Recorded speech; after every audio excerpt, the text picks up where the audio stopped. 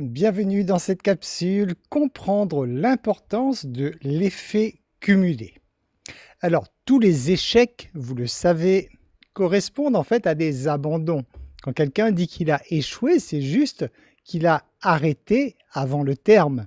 Donc, si effectivement on prenait l'habitude de ne jamais abandonner, donc on irait toujours en fait jusqu'au bout de nos défis en quelque sorte. Donc ça déjà, il faut le comprendre que la majorité de ce que les gens appellent des échecs, des mauvaises expériences, c'est juste que les gens n'ont pas eu la patience d'attendre, se sont arrêtés trop vite et de ce fait, ils ont identifié ça comme un échec. Alors, à l'image de la nature, en fait, nous construisons notre existence exactement comme la nature, donc par une répétition de petites actions quotidiennes.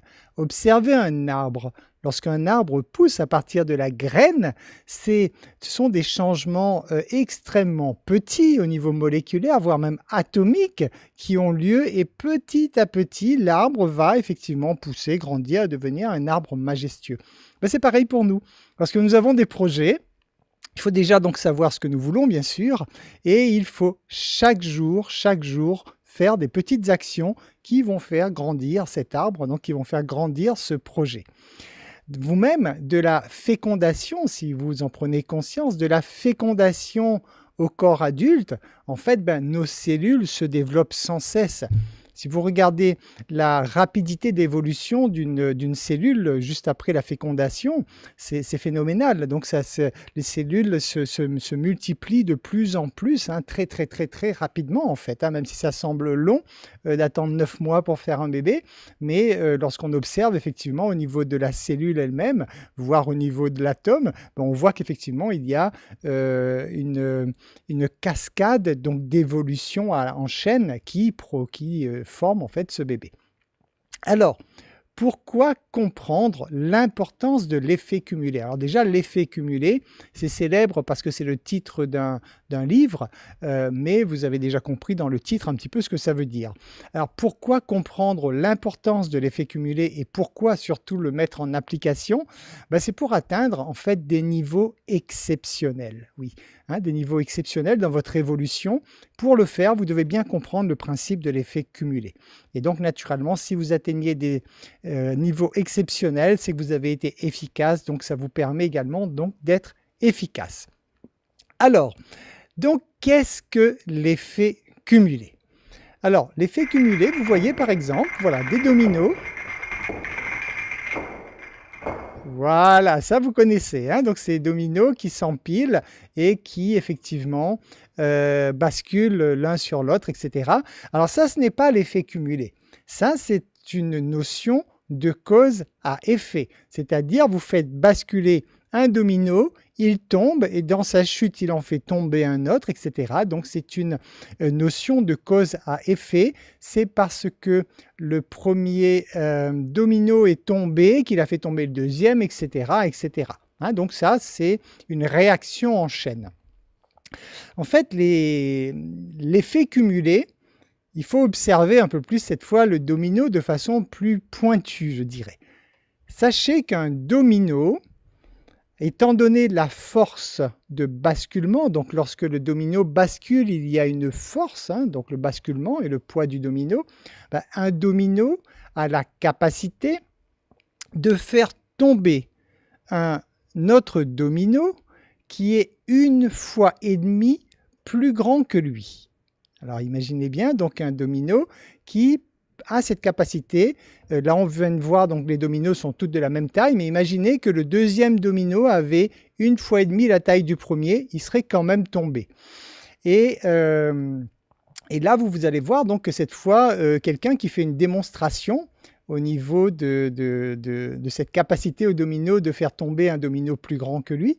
Alors cette personne le fait sur des petits petite dimension. Vous voyez, il y a très peu de dominos. En fait, ce monsieur hein, qui fait cette démonstration, il a empilé certains dominos et le dernier domino en fait est très lourd hein, puisqu'il correspond à le poids de 100 livres. Donc c'est quand même quelque chose de très lourd. Et son premier domino, vous voyez, c'est un domino qui fait 5 mm. Voilà, il va positionner avec une pince à épiler 5 mm le premier domino. Et comme il a cette capacité de faire tomber un domino qui est 1,5 fois plus grand que lui, donc il va positionner cette fois donc à la fin le dernier domino donc qui est très lourd en fait. Hein, donc vous voyez là il y a très peu de dominos d'empilés et il va faire tomber le premier domino, donc le petit domino de 5 mm et voyez, voilà. Et c'est ça ce qu'on appelle l'effet cumulé, c'est-à-dire que chaque domino en tombant a eu la capacité de faire tomber un domino un peu plus grand et ainsi de suite. Alors figurez-vous que si on avait la capacité de fabriquer ce jeu de dominos, parce que là la personne s'est arrêtée à quelques dominos, mais imaginez qu'on parte d'un vrai domino qui fait 5 cm de haut. Donc on positionne ce domino et on se dit que chaque domino sera 1,5 fois plus grand que le domino précédent. Ben ça fait que au bout du 5e domino, le domino ferait déjà 25 cm. Donc vous voyez, on part de 5 cm, au bout du 5e, il peut déjà faire tomber un domino de 25 cm. Le 10e domino pourrait avoir une hauteur de 1,92 m. Et ce petit domino de départ aura eu cette capacité donc de faire tomber successivement. Le 15e domino, donc vous voyez, on n'en est qu'au 15e domino. Le 15e domino ferait une hauteur de 14 mètres. Je ne sais pas si vous imaginez, 14 mètres, hein, donc c'est environ 3 étages. Et le 20e domino qu'on fabriquerait aurait une hauteur de 110 mètres. 110 mètres pour le 20e domino. Alors, et c'est là que vous allez voir à quel point c'est exponentiel, parce qu'en fait, il suffirait de fabriquer, si c'était possible, mais malheureusement ça ne l'est pas, il suffirait de fabriquer juste 57 dominos pour avoir un domino qui ait une distance suffisante pour atteindre la Lune. Vous m'avez bien entendu, au bout de 57 dominos, le domino ferait 419 000 km au bout du 57e domino. Donc vous voyez un peu comment ça peut s'amplifier.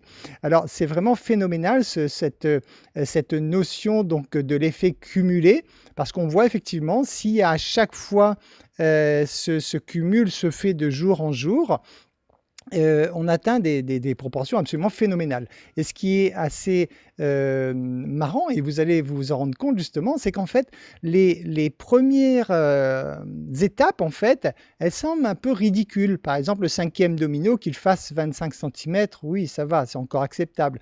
Et bien ça, c'est pareil dans la construction de vos projets, dans les buts que vous voulez atteindre dans votre vie. Parce qu'au début, il va y avoir effectivement des répercussions tellement faibles que vous pourriez vous dire « ben non, ça ne m'intéresse pas, j'arrête hein. ». C'est ce qui peut se produire souvent dans les marketing de réseau, entre autres, où les gens se disent « je n'ai pas suffisamment de résultats, j'arrête ».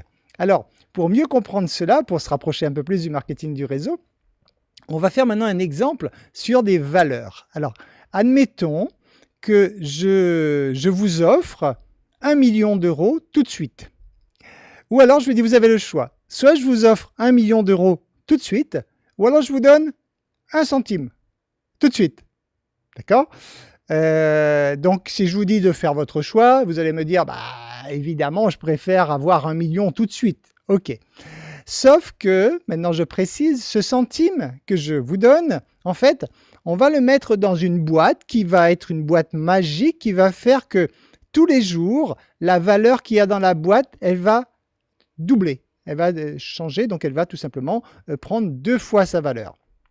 Ça voudrait dire donc, si jamais je vous donne 1 centime, bah, le premier jour, vous avez 1 centime contre l'autre personne qui aura eu 1 million. Le deuxième jour, vous aurez 2 centimes, 2 fois 1 centime. Le 5e jour, vous avez 16 centimes. Et là, vous pourriez vous dire, si vous avez choisi de prendre le centime, vous pourriez vous dire, quand même, j'aurais dû prendre le million parce que quand je me compare avec l'autre, au bout du 5e jour, lui, il a 1 million dans les mains, moi, je n'ai que 16 centimes. Le 10e jour, votre centime d'euro, il s'est transformé en 5 euros. Donc 10 jours pour gagner 5 euros alors que l'autre personne a eu 1 million tout de suite. Le 15e jour, toujours le fait que cet effet cumulé, donc que ça se cumule tous les jours, la somme dans la boîte double de valeur, le 15e jour, votre centime il s'est transformé en 163 euros. Bon, c'est pas mal pour un centime au départ, mais quand même par rapport à 1 million d'euros, vous auriez dû choisir le million d'euros quand même. Le 20e jour, votre centime il s'est transformé en 5 242 euros. Pas mal, mais encore très très loin du million d'euros. Le 25e jour, donc je viens de vous dire, le 20e, vous étiez à 5200. Le 25e jour, votre centime il s'est transformé en 167 772 euros. Ça commence à être sympa, mais quand même encore très loin du million d'euros que la personne a eu 25 jours avant vous. Et là, au 30e jour, toujours avec cette même notion, donc cette petite boîte qui double la valeur de votre centime chaque jour, en fait, le 30e jour, votre centime d'euro s'est transformé en 5 368 709 euros exactement. Donc, au bout de 30 jours, vous avez cette fois 5 fois l'équivalent de la personne qui a eu 1 million. Donc 5 300 000 au bout du 30e jour. Donc vous voyez un peu, vous allez me dire, bah oui, mais c'est un système qui double de valeur tous les jours. Bien sûr, c'est un exemple pour que vous puissiez comprendre l'effet cumulé. Après, bien sûr que ça demande une réflexion de savoir comment mettre en place un système qui fonctionne sur le principe de l'effet cumulé. Alors, tout ce que je vais vous expliquer là, ça vient en fait du livre qui s'appelle L'effet cumulé, qui a été écrit par Darren Hardy. Donc, ce sont des éléments qui sortent de son ouvrage. Donc, en fait, ce qu'il explique, c'est que ce sont des petits changements au quotidien qui permettent d'atteindre toutes sortes d'objectifs. C'est vraiment le petit, ce que Tony Robbins appelle 2 mm par jour. Voilà, c'est donc ce petit effort quotidien qui permet d'atteindre vraiment des choses absolument extraordinaires. La formule pour lui, ce sont des actions ou alors des changements, en quelque sorte, qu'elles soient petites et intelligentes ou intelligentes, plus, alors, dans l'ouvrage, ils appellent ça la consistance. Personnellement, je me demande s'il n'y a pas eu une erreur de traduction, parce que moi, je comprends plutôt consistance en constance, donc à vérifier par la suite éventuellement. Mais en tout cas, il me semble que le sens qui est prononcé est le sens de constance, donc plus la constance, plus du temps. C'est la formule qui donne une différence radicale. Donc, je me reprends. Donc, des actions, des petites actions intelligentes avec de la constance et du temps, c'est ça qui fera une différence radicale. Alors, pour y arriver, pour pouvoir mettre en place justement cet effet cumulé, pour que vous puissiez atteindre tous vos objectifs de façon phénoménale, en fait, vous devez déjà ne pas vouloir tout de suite. Ça, c'est le premier défaut à rectifier. Et souvent, nous le voyons autour de nous, nous avons souvent, et nous-mêmes, enfin moi personnellement aussi, j'ai toujours cet empressement à vouloir que les choses se fassent vite. Malheureusement, la vie nous apprend que ça ne fait pas partie du schéma de la vie. Donc, lorsque vous voulez tout de suite, dites-vous que vous êtes dans un mauvais schéma et il faut absolument changer cela parce que sinon, vous n'arriverez pas du tout à atteindre vos objectifs. Ce sont les petites mauvaises habitudes qui détruisent votre vie. Donc autant naturellement que les petites bonnes habitudes la construisent. Alors les petites mauvaises habitudes, c'est par exemple quelqu'un qui va mal s'alimenter. Donc ça va être une mauvaise habitude. Cette personne va faire ça tous les jours, elle va avoir une mauvaise alimentation. Donc au début, effectivement, elle n'aura pas les répercussions, sauf que sur du long terme, bah, effectivement, c'est ce qui va détruire complètement sa santé. C'est cette accumulation donc de petites mauvaises habitudes. Donc il va falloir apprendre à instaurer des petites bonnes habitudes pour construire la vie que vous désirez. Autre point intéressant et important relevé donc dans cet ouvrage, c'est que vous devez accepter l'entière responsabilité de ce qui vous arrive. Et ça, on en parle souvent parce que c'est uniquement lorsque vous prenez la responsabilité de ce qui vous arrive, en fait, c'est là que vous reprenez votre pouvoir en main. C'est là que vous vous comprenez en fait que vous avez la capacité de changer les résultats, parce que vous avez la capacité de vous changer vous. Et ça, c'est essentiel. Tant que vous allez penser que les résultats de votre vie proviennent de sources qui soient extérieures à vous, vous allez inconsciemment penser que vous n'avez pas le pouvoir d'agir puisque c'est à l'extérieur de vous. Alors c'est complètement faux. Tout étant en vous changeant vous changez les résultats sur votre vie. Donc ça, il va falloir vraiment prendre cette entière responsabilité. Si de temps en temps, vous vous surprenez à vous dire que ce qui vous arrive, c'est de la faute de quelqu'un, ou c'est de la faute du marché, ou c'est la faute du contexte, ou ci ou ça, stop, vous êtes dans l'erreur. Ce qui vous arrive est lié uniquement à la personnalité que vous êtes et aux actions que vous faites dans le moment présent. Donc si les résultats ne conviennent pas à ce que vous recherchez, il va falloir vous changer. Alors votre vie se construit, vous le savez également, à partir de vos perceptions et de vos choix. C'est ce que j'explique depuis des années maintenant dans mes conférences. Ce sont les perceptions de ce que vous vivez au quotidien, donc la façon dont vous allez percevoir les choses et la façon et les choix qui vont découler de cette perception, c'est ça en fait qui fabrique votre vie, hein. Parce que vous le vouliez ou non, tout ce qui s'est produit dans votre vie jusqu'à aujourd'hui, ça s'est produit par rapport à, d'une part, la perception que vous en avez eue, et d'autre part, par rapport aux actions que vous avez engagées suite à ces perceptions.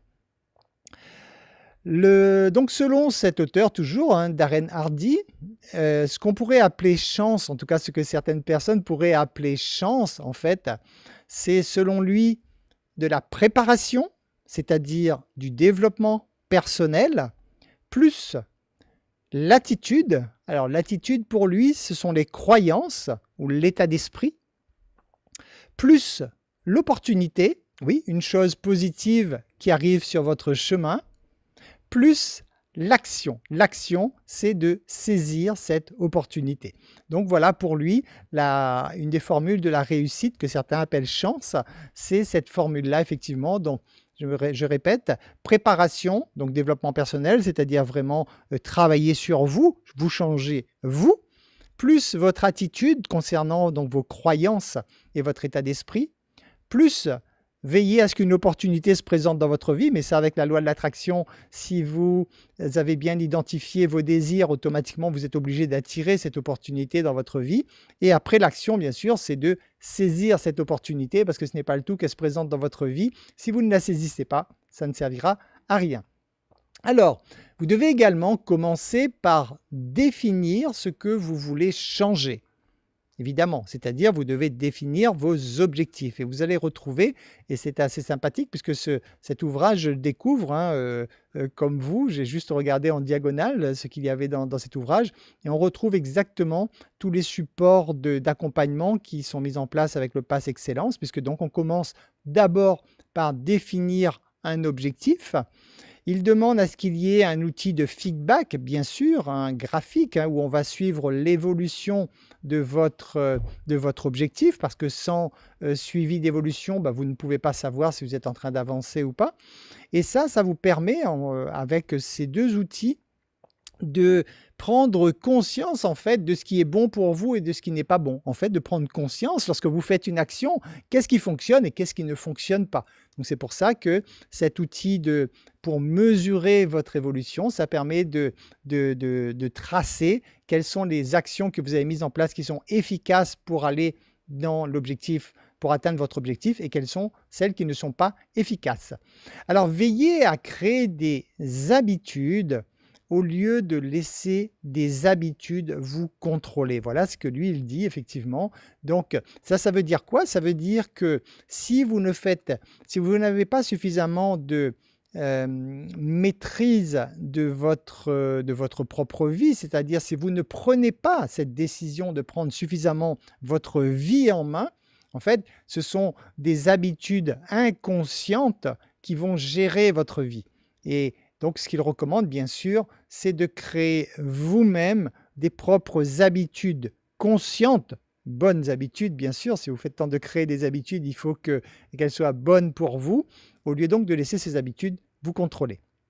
Apprenez également à construire, et ça c'est la base de l'effet cumulé, apprenez à construire des routines quotidiennes, donc qui sont basées sur de bonnes habitudes. Et en fait, juste de construire ces routines quotidiennes, et là c'est la fameuse checkbox que vous utilisez, qui vous permet donc de pointer tous les jours à chaque fois que vous avez fait une petite action quotidienne, donc une habitude quotidienne, et plus vous ferez cela, et plus tout ceci donc s'encodera dans votre inconscient pour que ça devienne chez vous un automatisme. C'est uniquement lorsque vos circuits neuronaux sont suffisamment puissants et que les habitudes sont instaurées que les automatismes se mettent en place, c'est-à-dire qu'à un moment, donc, ça fonctionne en version automatique. Donc, pour pouvoir parvenir à faire cela, il faut, selon lui, sortir du piège du plaisir immédiat. Alors, Tony Robbins également explique cela. Vous avez cette notion de plaisir immédiat qui est du plaisir à court terme et de la douleur sur du long terme. Et c'est souvent lié, c'est-à-dire plus souvent, plus vous allez accéder à des plaisirs rapides, donc des plaisirs à court terme, plus vous aurez à subir une souffrance sur du long terme. Donc Tony Robbins préconise donc d'inverser, c'est-à-dire de souffrir sur du court terme. Souffrir sur du court terme, ça veut dire quoi? Ça veut dire justement s'imposer une discipline, ça veut dire donc faire des petites actions tous les jours qui peuvent être un peu difficiles dans le sens qu'elles ne sont pas encore ancrées dans vos habitudes, mais cette souffrance sur du court terme ramènera du plaisir sur du long terme. Donc lui, il explique vraiment dans son livre que vous devez sortir de ce piège du plaisir immédiat, donc ce qui revient à ce que je disais tout à l'heure, c'est-à-dire de vouloir tout de suite. Si c'est votre cas, sachez que là, vous avez un gros potentiel à exploiter chez vous parce qu'il faut absolument sortir de cela. Et c'est pour ça aussi qu'à travers notre plan d'accompagnement, vous avez des projections. Alors pour l'instant, certains parmi vous ont des projections sur 1 an, seulement, j'ai envie de dire, ce qui est déjà pas mal, mais en fait, très rapidement, au fur et à mesure qu'on va avancer dans le coaching, vous allez avoir des projections sur 5 à 10 ans, ce qui vous permettra vraiment de construire ce que vous désirez construire. Imaginez bien que lorsque vous vous projetez sur 5 à 10 ans, ça veut dire que vous mettez déjà l'information dans votre inconscient. Votre inconscient, il sait dans 5 ou 10 ans où est-ce que vous devez être.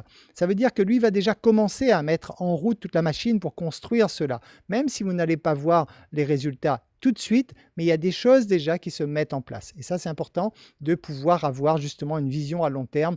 Éviter tout ce qui est improvisation, tout ce qui est... Alors, on pourrait dire, oui, l'improvisation, c'est bien parce que ça fait travailler le côté créatif, le cerveau droit, bien sûr. Mais gardez l'improvisation pour des petites choses à l'intérieur de votre plan d'action, mais mettez absolument un plan d'action sur du moyen et long terme pour que les choses soient claires dans votre esprit, de savoir où est-ce que vous voulez aller.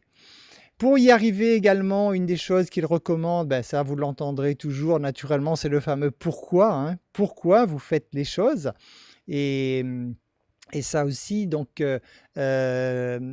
pour information, il y a une personne, je ne sais pas si je vous en ai déjà parlé, une personne qui s'appelle Wim Hof. C'est quelqu'un qui en fait résiste au froid de façon naturelle plus ou moins, parce que ça se travaille. Et cette personne peut effectivement méditer en maillot de bain dans la neige, on la voit monter l'Everest en short, torse nu, etc. Et c'est quelqu'un donc qui a des capacités à rester dans le froid au-delà de ce qu'un être humain est capable de faire de façon normale. Et cette personne disait donc par rapport à sa méthode, sa technique, parce que tout simplement maintenant il enseigne cela aux gens.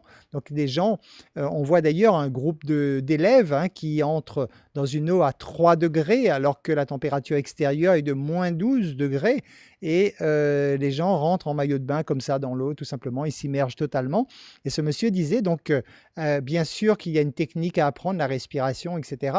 Mais il disait surtout une chose extrêmement importante, le fameux pourquoi. Vous devez savoir pourquoi vous le faites. C'est clair que si vous cherchez à rentrer dans une eau glacée et que vous ne savez pas pourquoi vous le faites, je ne pense pas que votre cœur tiendrait le coup. Donc, lui aussi, il explique donc l'intérêt du pourquoi. Et ça, vous le savez de toute façon parce qu'on vous en parle régulièrement. Toujours avoir un pourquoi fort. Pourquoi vous êtes en train de faire cela? Pourquoi vous désirez atteindre cet objectif? Donc, le fameux pourquoi. Alors, toujours dans cet ouvrage, ce monsieur estime que votre vie se résume à la formule choix, c'est-à-dire vos décisions, plus l'attitude, c'est-à-dire vos actions, plus l'habitude, c'est-à-dire vos actions répétées chaque jour, plus le cumul, c'est-à-dire dans le temps, et c'est ça qui vous permet d'atteindre votre objectif. Donc, vous aurez tout ce détail toujours dans le post. Et voilà, selon lui, donc la formule qui permet tout simplement d'atteindre ses objectifs. Ce qui semble un peu logique, en fait, hein, parce que quand vous analysez à l'atteinte d'un objectif de façon très détachée, vous comprenez que si vous devez partir d'un point A pour aller à un point B, les choses à faire, c'est de savoir où est ce point B, où est-ce que vous voulez aller, bien sûr. Et après, c'est tous les jours de faire des petites actions en direction de votre point B. Ça semble aussi évident que ça, sauf que dans la pratique, nombreux sont ceux qui ne le font pas. Ou alors, comme vous avez vu avec le principe de l'effet cumulé, c'est qu'en fait, les choses vont commencer à s'accélérer par la suite.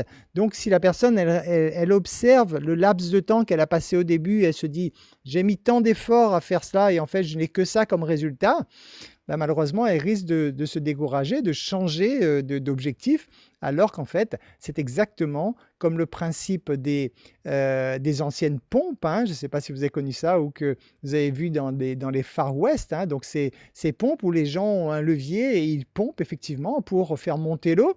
Et il se trouve que, bien sûr, qu'au début, quand vous allez pomper, il n'y a que de l'air qui sort, donc l'eau n'arrive pas. Et il suffit que vous ayez pompé pendant un certain temps et qu'à un moment vous vous dites « bon, je laisse tomber parce qu'il n'y a pas d'eau », dommage, parce que ça se trouve, si vous aviez pompé encore 2 fois de plus, c'est là que l'eau arrivait. Donc c'est pareil, c'est comme pour la mine d'or, etc. Donc c'est toujours ce côté persévérance qui permet de comprendre qu'en fait, tout est possible dans la mesure où tous les jours, nous faisons des actions dans la direction de notre objectif.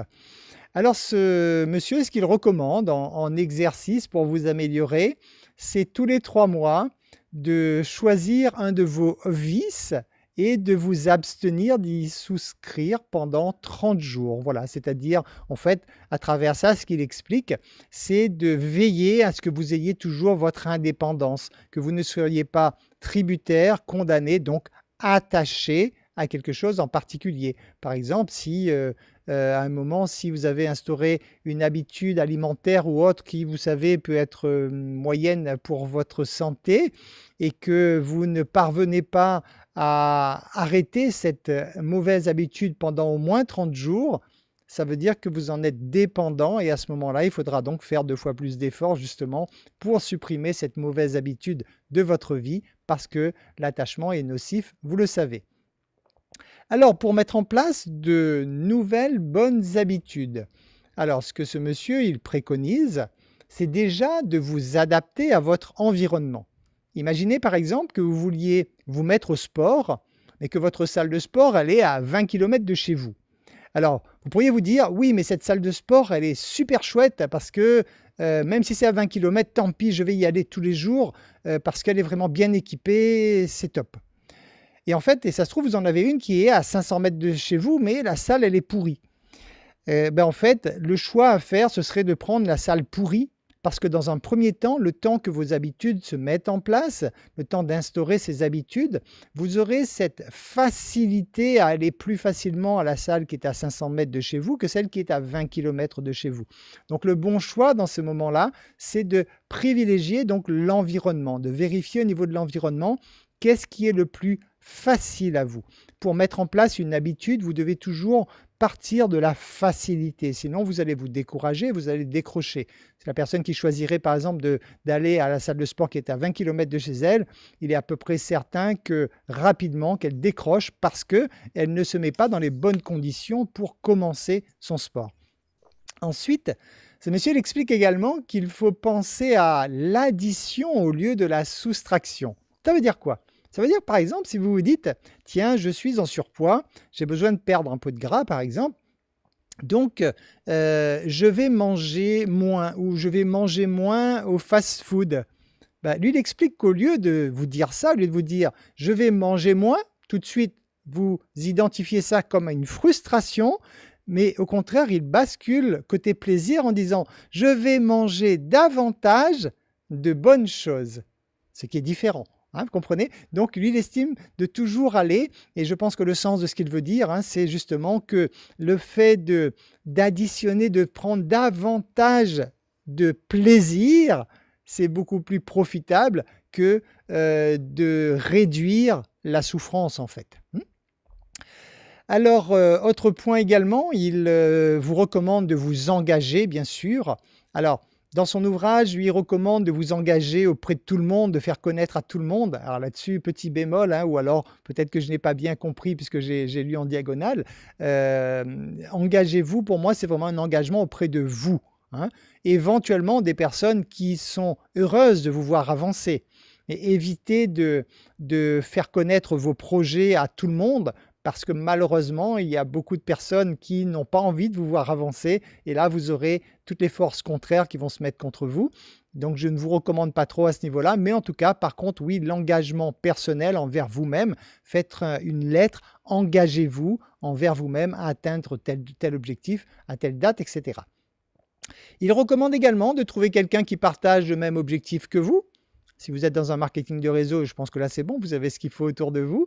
Mais sinon, voilà, pour des projets individuels, lui recommande donc d'avoir quelqu'un qui partage ce même objectif. Je pense que là, il devait sûrement essentiellement parler d'objectifs sportifs, voire financiers.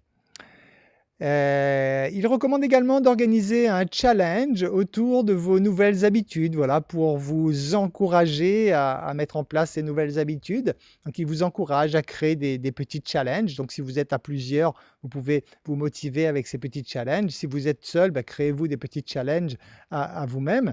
Et surtout, de fêter vos victoires. Une fois de plus, rappelez-vous que lorsque vous fêtez vos victoires, vous ancrez l'émotion à l'événement. Rappelez-vous, votre inconscient, c'est un disque dur qui va associer un événement à une énergie, c'est-à-dire à des émotions. Donc automatiquement, à chaque fois que vous fêtez une victoire, c'est que vous associez une belle énergie à cet événement, et ce qui naturellement, après, lorsque vous aurez à vivre un événement identique, votre inconscient ira chercher l'énergie qu'elle va associer à cet événement et ramener cette énergie dans votre moment présent. Lui conseille de favoriser vos habitudes au réveil ou au coucher. Là-dessus aussi, je suis entièrement d'accord avec lui. Donc, lorsque vous instaurez de nouvelles habitudes, faites-le si possible dès que vous vous levez le matin, en tout cas en début de journée, ou alors complètement en fin de journée. Alors, j'ai une préférence plutôt pour le début de journée, parce que justement en fin de journée on pourrait être absorbé par des choses qui auraient débordé, ce qui ferait que ça ne serait pas possible. Mais lui il explique que ces choses qui peuvent déborder surviennent souvent plutôt au milieu de la journée. Donc évitez le milieu de la journée pour chercher à instaurer de nouvelles habitudes, mais ancrez ça vraiment dès le début.